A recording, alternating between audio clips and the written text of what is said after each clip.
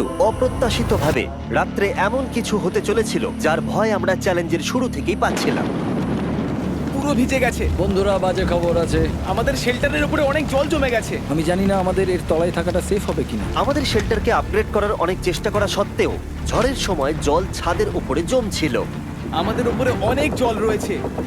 আচ্ছা, জলের ভারে স্ট্রাকচারটা ভেঙে পড়বে না তো? আর যদিও আমাদের এই সময় ঘুমের খুবই প্রয়োজন ছিল, তবু আমাদের উঠে এই সমস্যার মোকাবিলা করতে হলো। ও মাই গড, অনেক জল জমে আছে। আমাকে সারা রাত ধরে এই বৃষ্টি একটু ঘুমোতে দেয়নি আর খুব জ্বালিয়েছে। আর 2 ঘন্টা বৃষ্টি হবার পরে এই ভাঙা ক্যাম্প এবং ভেজা বিছানা দেখে মনে হচ্ছে না আজকে রাত্রে আমরা আর একটু ঘুমোতে পারবো। রাত্রিবেলায় এমন বৃষ্টি, এটা এই চ্যালেঞ্জের সব থেকে বাজে এক্সপিরিয়েন্স। আমি খুবই ক্লান্ত। আশা করব খুব তাড়াতাড়ি সব ঠিক হয়ে যাবে। আর যদিও আমাদের অবস্থা খুবই খারাপ ছিল, তবুও অপেক্ষা করা ছাড়া আর কোনো উপায় ছিল না।